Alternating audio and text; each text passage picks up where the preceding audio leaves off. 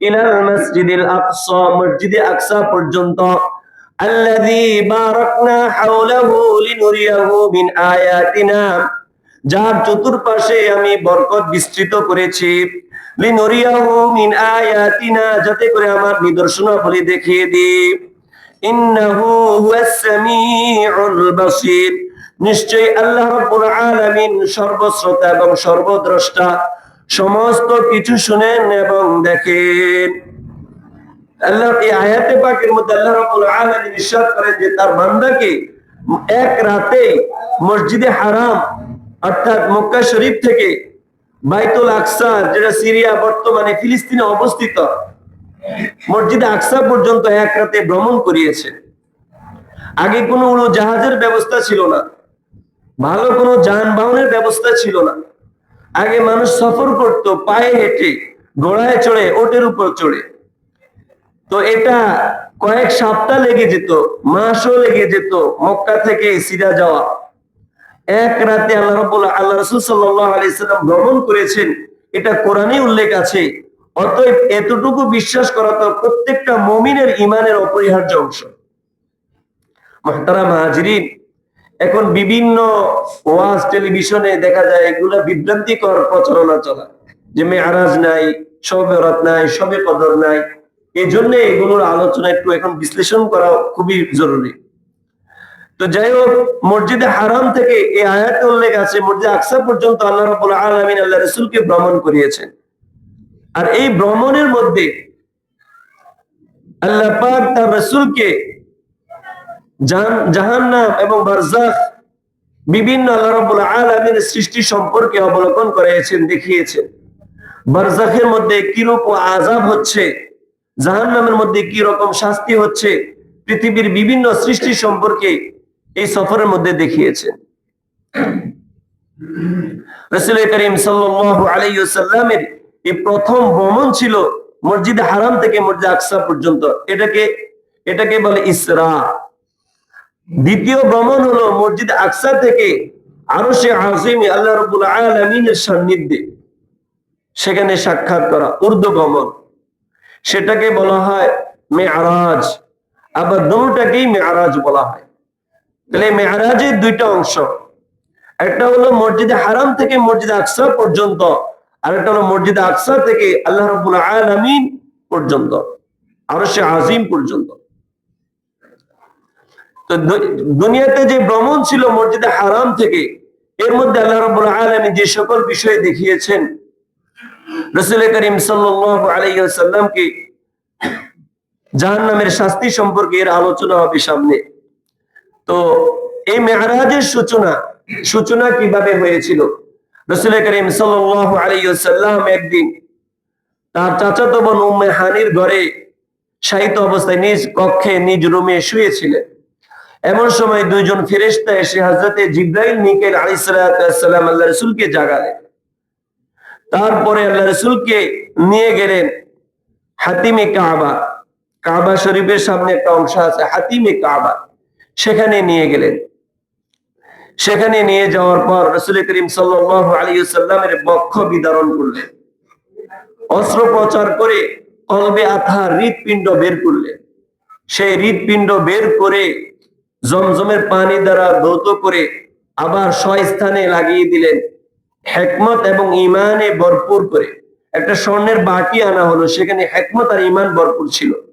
এই ঈমান আর হিকমত ভরপুর করে কলবে আথার ভরে দিয়ে আবার আগের মতো করে দিলেন। এই অস্ত্রোপচার করলেন, এটাকে বলা হয় শক্তে সদর, বক্ষ বিতরণ করা। এরপরে একটা বাহন আনা হলো,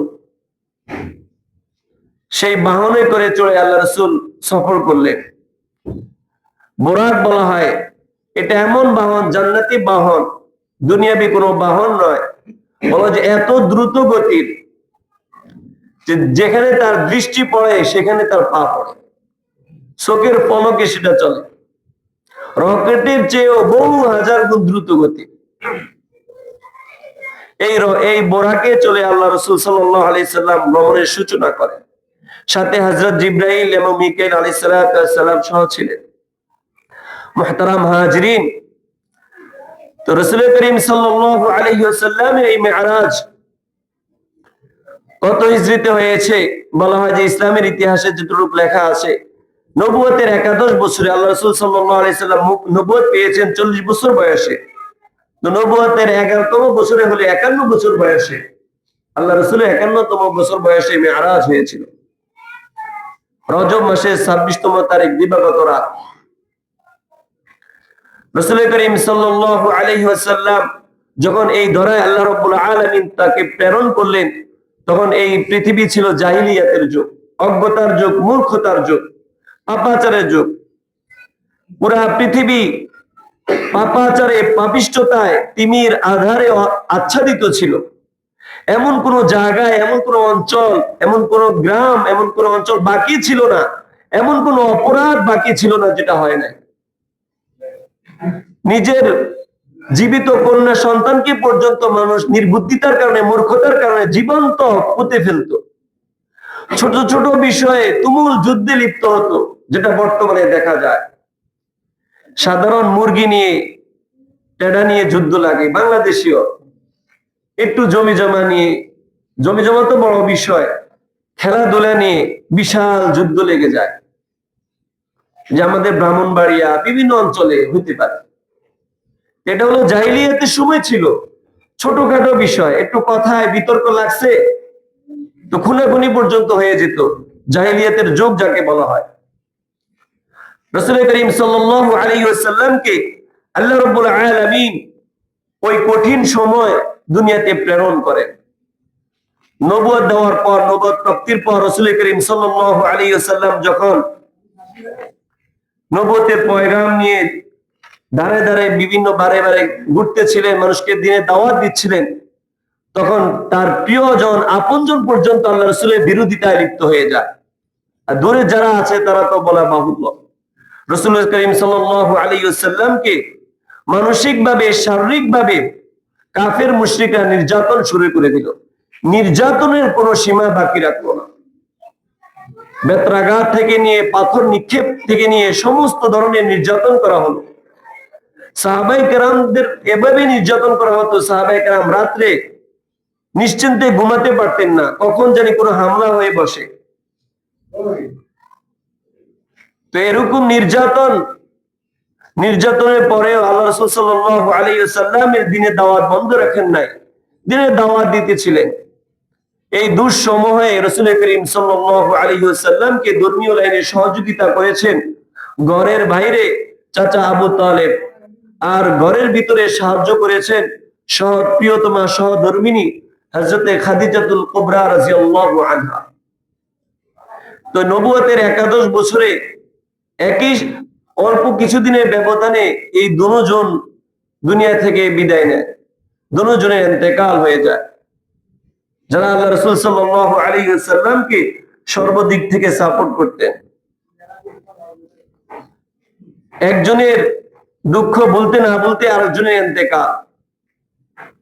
আল্লাহ রাসূল সাল্লাল্লাহু আলাইহি ওয়াসাল্লাম যখন, এখন কাফের মুশরিকরা নির্যাতনের সুযোগ বেশি পেয়ে গেল। আবু তালেব একজন প্রভাবশালী নেতা ছিল। আবু তালেবের কারণে আল্লাহ রাসূল অনেক নির্যাতন থেকে হেফাজত ছিলেন।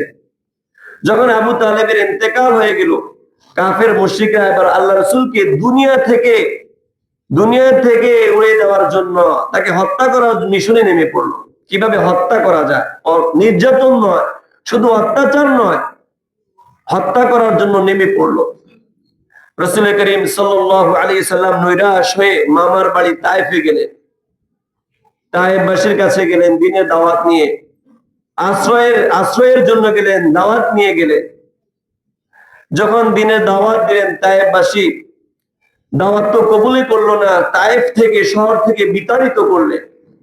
বললেন যে তুমি আর কখনো আমাদের শহরে আসবা না, দাগ দিয়ে দিল, দাগের এই ভিতরে আসবা না।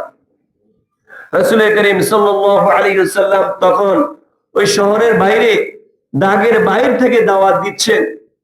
তিনি মনে করলেন যে আমাকে তো বলা হয়েছে শহরের ভিতরে যাইতে না, শহরের ভিতরে দাওয়াত দিতে না, বাইরে তো নিষেধ করা হয় নাই, বাইরে আমি দাওয়াত দিতে থাকি। রাসূল করিম সাল্লাল্লাহু আলাইহি ওয়াসাল্লাম বাইরে, শহরের বাইরে যারা প্রয়োজনে শহরের বাইরে আসতো, ওই সকল লোকদেরকে দাওয়াত দিতে। কাফের মুশরিকরা এতটুকু সহ্য হলো না, তখন বখাটে ছেলেদেরকে বাচ্চাদেরকে লেলিয়ে দিল, যাও তাকে পাগল বলে দৌড়াবে আর পাথর নিক্ষেপ করবে। মুহতারাম হাজিরিন, সাইয়্যিদুল মুরসালিন, সমস্ত নবীদের সরদার, রাহমাতুল লিল আলামিন, সমগ্র দুনিয়াবাসীর জন্য রহমত, খাতামুন নবিয়্যিন, সমস্ত নবীদের শেষ নবী, আখিরি নবী, সমস্ত নবীদের শীর্ষ নবী, আল্লাহ রাব্বুল আলামিনের প্রিয় দোস্ত, প্রিয় বন্ধু, প্রিয় মানুষ, আল্লাহ রাব্বুল আলামিনের পরেই যার স্থান, যার গায়ে মশা মাছি পর্যন্ত বসা হারাম ছিল। আল্লাহ রাসূল যখন কখন পেশাব করতেন, পায়খানা করতেন, সাথে সাথে জমিন গিলে ফেলতো, নিয়ামত মনে করে খেয়ে ফেলতো, নিঃশেষ হয়ে যেত। আল্লাহ রাসূলের শরীরে ঘাম নেওয়ার জন্য, থুতু নেওয়ার জন্য সাহাবায়ে কেরাম প্রতিযোগিতা করতো, হুমড়ে খেয়ে পড়তো। যখন থুতু ফেলতো সাথে সাথে হাতে নিয়ে চেহারা গায়ে মেখে ফেলতো সাহাবায়ে কেরাম রাদিয়াল্লাহু আনহুম। প্রাণের চেয়ে, জানের চেয়ে, পরিবার চেয়ে, জীবনের চেয়ে সবচেয়ে বেশি ভালোবাসতেন আল্লাহ রাসূলকে। আল্লাহ রাব্বুল আলামিনও ভালোবাসতেন। এই প্রিয় মানুষটাকে, যার শরীরে মশা মাছি পর্যন্ত বসা হারাম ছিল, কাফের মুশরিকরা পাথর নিক্ষেপ করতে করতে রক্তাক্ত করে ফেলল।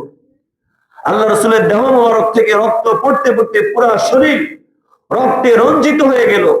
বারবার অজ্ঞান হয়ে পড়ে যাচ্ছেন, হুঁশ ফিরে আসছে, আবার উঠে দাঁড়ায় আবার দাওয়াত দিচ্ছেন, বুঝাইতেছেন কওমের লোকদেরকে।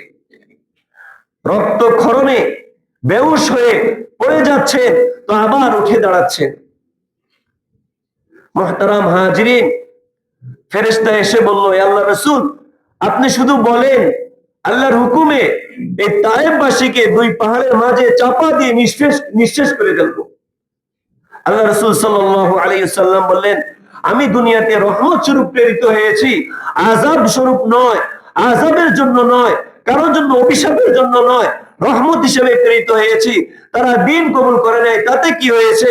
তাদের পরবর্তী প্রজন্ম তারা দিন গ্রহণ করবে, তারাও যদি না করে তাদের পরবর্তী করবে। তারা যদি ধ্বংস হয়ে যায়, দিন কে কবুল করবে? মুহতারাম হাজিরিন, আজকে সে তায়েফ শান্তির জায়গা হয়ে গেল, কিয়ামত পর্যন্ত শান্তির জায়গা। একটা মাত্র ইশারা ছিল আল্লাহ রাসূলের, ওই তায়েফবাসী ধ্বংস হওয়ার জন্য। এতটা নির্যাতন করলেন, অপমান করলেন, লাঞ্ছিত করলেন, এগুলো দিনের জন্য সয়ে গেলেন। মক্কার মধ্যে স্থান পাইলেন না, জায়গা পাইলেন না, দাওয়াত দেওয়ার সুযোগ পাইলেন না। মক্কা থেকে বিতাড়িত হয়ে তায়েফে গেলেন, তায়েফেও জায়গা পাইলেন না, স্থান পাইলেন না, সুযোগ পাইলেন না, কদর পাইলেন না। মামার বাড়ি, নানার বাড়ি ছিল। এদিকে একই বছরে যাকে ঘরে বাইরে সর্বলাইনে সহযোগিতা করত, প্রিয় দুইজন ব্যক্তি দুনিয়া থেকে বিদায় নিয়ে গেছে, আবু তালেব এবং হযরতে খাদিজাতুল কুবরা রাদিয়াল্লাহু আনহা।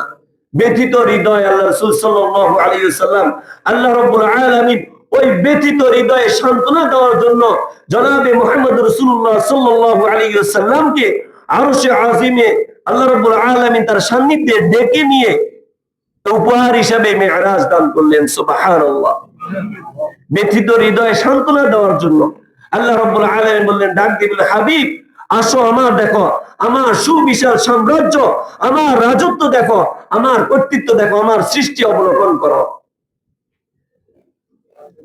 জান্নাত দেখাইলেন, জান্নাতের বিভিন্ন নাজ নিয়ামত দেখাইলেন। আল্লাহ রাসূল সাল্লাল্লাহু আলাইহি ওয়াসাল্লামের জন্য নির্ধারিত যে জান্নাত, যে জায়গায় আল্লাহ রাসূল থাকবেন, সে জায়গা দেখাইলেন। আল্লাহ রাসূল সাল্লাল্লাহু আলাইহি ওয়াসাল্লাম সমস্ত ব্যথা বেদনা ভুলে গেলেন, আল্লাহ রাব্বুল আলামিনের সরাসরি সাক্ষাৎ পাইলেন। এই আলোচনা ইনশাআল্লাহ আগামী জুমায় হবে। এতটাই নিকটে গেলেন, কুরআনুল কারীমের মধ্যে আছে ক্বাবা কাউসাইনি আও আদনা, দুই ধনুক বা তার চেয়েও কম। ধনুক বলা হয় যার মাধ্যমে তীর ছোড়া হয়, এটা এক হাতের হয়, এক হাত দেড় হাতের হয়। তো দুই ধনুক বা তার চেয়ে কম হলে 3 হাত বা 2 হাত। 2 হাত কতটুক দূর? আমি আপনি সামনাসামনি বসলে যতটুক দূর হয় ততটুকু, এতটা কাছে চলে গেলেন আল্লাহ রাব্বুল আলামিন। মুহতারাম হাজিরিন, তো আল্লাহ রাসূল সাল্লাল্লাহু আলাইহি ওয়াসাল্লাম যেভাবে অতুলনীয়, তার মুআজিজাও অতুলনীয়। এরকম মুআজিজা আর কারো হয় নাই, এরকম সৌভাগ্য দুনিয়াতে আর কারো হয় নাই। কোন ফেরেশতাও ওই পর্যন্ত যাওয়ার অনুমতি নাই। আল্লাহ রাসূল সাল্লাল্লাহু আলাইহি সাল্লাম দ্বীনের জন্য, উম্মতের জন্য যতটা কষ্ট করেছেন, যতটা নির্যাতন সহ্য করেছেন, আল্লাহ রাব্বুল আলামিন তাকে তার চেয়ে বেশি সম্মানিত করেছেন। তাকে সৃষ্টি করা না হলে বলা হয় না দুনিয়াও সৃষ্টি হতো না। মুহতারাম হাজিরিন, যাই হোক, এই আলোচনা ভিন্ন আলোচনা, অনেক আলোচনা বাকি আছে। তো যে কথা বলতেছিলাম, আল্লাহ রাব্বুল আলামিন আল্লাহ রাসূলকে এই মেরাজ দান করলেন।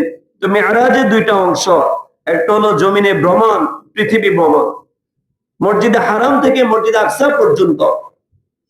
এই ভ্রমণের মধ্যে জাহান্নাম এবং বারজাখ তার শাস্তিগুলো অবলোকন করাইলেন। আল্লাহ রাসূল যখন সফর শুরু করলেন, তখন কিছু দূর যাওয়ার পর এক বৃদ্ধ ডাক দিল। তখন জিবরাইল আলাইহিস সালাম বললেন, আল্লাহ রাসূল আপনি সামনে বাড়েন, তাদের দিকে তাকায়েন না, তার দিকে তাকায়েন না। কিছু দূর যাওয়ার পর আরেকজন বৃদ্ধা ডাক দিলেন, আহ্বান করলেন। জিবরাইল আলাইহিস সালাম বললেন, তার দিকে ভ্রুক্ষেপ করবেন না, আপনি আগে বাড়েন। আরো কিছু দূর যাওয়ার পর একজন লোক এবার সালাম দিল, আসসালামু আলাইকা ইয়া আউয়ালু, আসসালামু আলাইকা ইয়া আখিরু, আসসালামু আলাইকা ইয়া হাশিরু। তখন জিবরাইল আলাইহিস সালাম বলেন, এদের সালামের জবাব নেন। এরা হলেন হযরতে মূসা, হযরতে ঈসা, হযরত ইব্রাহিম আলাইহিস সালাম। আল্লাহ রাসূল তাদের সালামের জবাব নিলেন। বললেন, প্রথম যে ব্যক্তি আপনাকে আকৃষ্ট করতে চেয়েছিল সেটা ছিল অভিশপ্ত দুনিয়া। এই দুনিয়া তার বার্ধক্যে পৌঁছে গিয়েছে। আশ্চর্যের বিষয় হলো, যতই তার সময় গনিয়ে আসছে ততই তার চাকচিক্য বাড়ছে, তার সৌন্দর্য বর্ধন হচ্ছে। আর দ্বিতীয় যে বৃদ্ধা ডাক দিয়েছিল সেটা হলো শয়তান, অভিশপ্ত শয়তান। তাদের দুজনের উদ্দেশ্য ছিল আপনাকে আকৃষ্ট করা, আপনাকে আকৃষ্ট করা। যদি আকৃষ্ট করতে পারতো তাহলে আপনার এই সফর শেষ পর্যন্ত না হতো।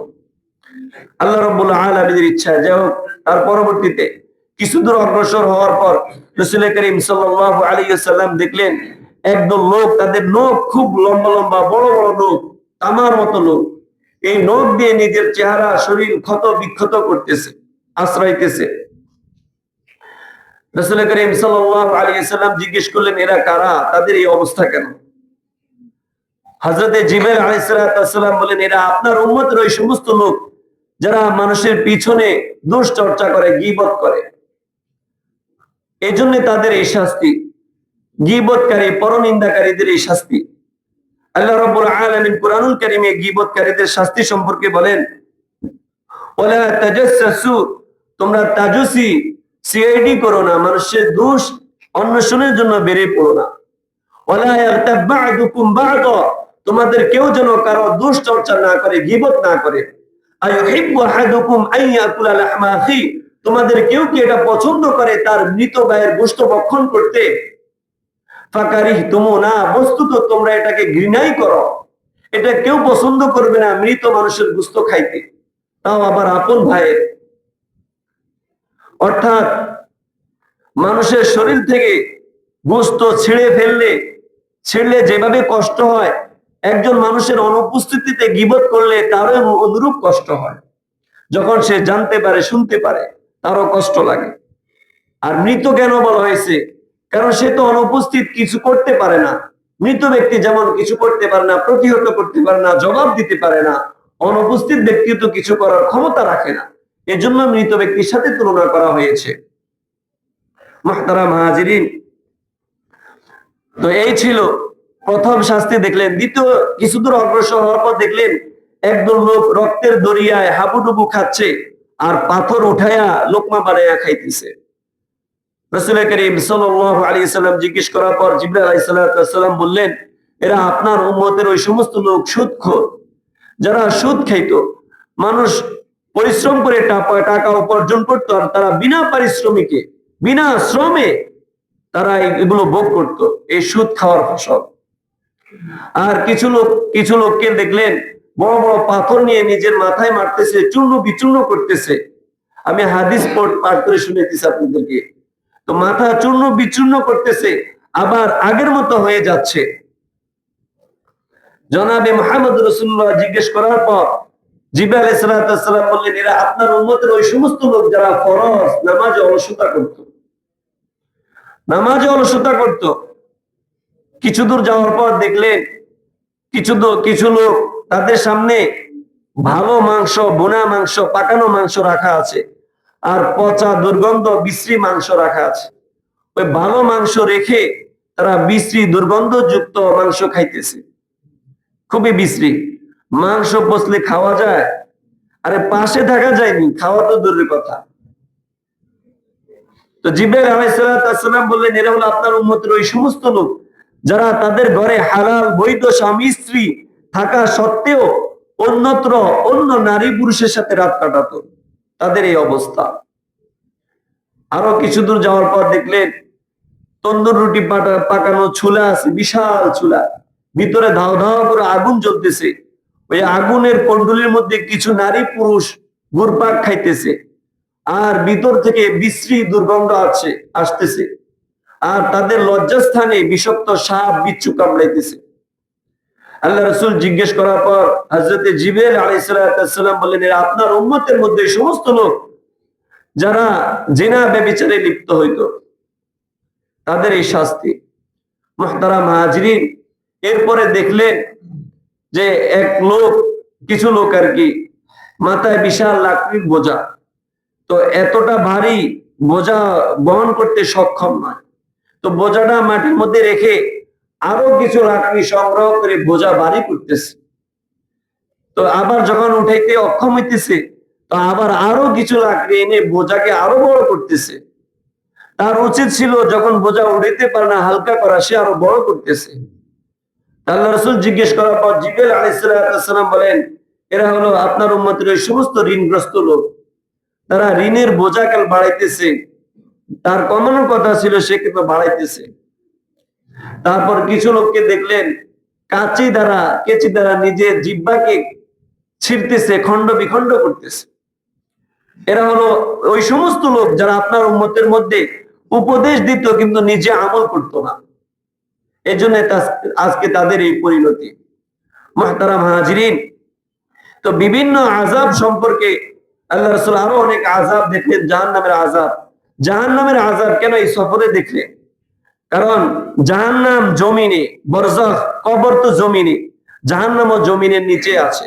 হাদিসে পাকের মধ্যে আছে, ইন্না জাহান্নামা তাহতাল আরদিস সাবিআ, জাহান্নাম সপ্ত জমিনের নিচে রয়েছে। কাল হাশরের ময়দানে আল্লাহ রাব্বুল আলামিন জাহান্নামকে ডাক দিবেন, ওয়াজিআ ইয়াউমাইযিন বিজাহান্নাম, জাহান্নামকে নিয়ে আসো। ইয়াউমা ইয়াতাযাক্কারুল ইনসান, সেদিন মানুষ উপলব্ধি করতে পারবে, ওয়া আন্না লাহু যিকরা, কিন্তু তার এই সত্য উপলব্ধি তখন কোনো কাজে আসবে না। জাহান্নামকে টেনে আনা হবে, কোত্থেকে আনা হবে, কিভাবে আনা হবে? তাফসীরের মধ্যে আছে জাহান্নাম জমিনের সপ্তভক জমিনের নিচে রয়েছে অবস্থিত, সেখান থেকে জাহান্নামকে টেনে আনবে। ওই জাহান্নামকে 70,000 লাগাম লাগানো হবে, এক এক লাগাম 70,000 ফেরেশতা ধরে টানতে থাকবে। তখন জাহান্নাম ভীষণ গর্জন শো শো আওয়াজ করতে করতে বের হয়ে আসবে হাশরের ময়দানে। মুহতারাম হাজিরিন, জাহান্নাম জমিনের ভূগর্ভে রয়েছে। যারা বর্তমানে বিজ্ঞান আবিষ্কার করেছে যে ভূগর্ভে মাটির নিচে কি আছে। সর্বাধিক যে দল সবচেয়ে বেশি জমিনের নিচে যাইতে পারছে 6,000 মাইল, 6,000 মাইল জমিনের নিচে গিয়েছে আমেরিকান এক বিশেষজ্ঞ দল। তো যাওয়ার পরে এর বেশি আর যাইতে পারে না। তারা অনুভব করতেছে শক্ত একটা ধাতু, এটা ভেদ করার কোন যন্ত্র দুনিয়াতে আবিষ্কার হয়নি, সম্ভব না। ওই ধাতু দ্বারা আটকানো আছে, এর ভিতরে তারা অনুভব করছে যে কঠিন দাহ্য পদার্থ রয়েছে, জ্বালানি রয়েছে, আগুন রয়েছে, আগুনের পদার্থ।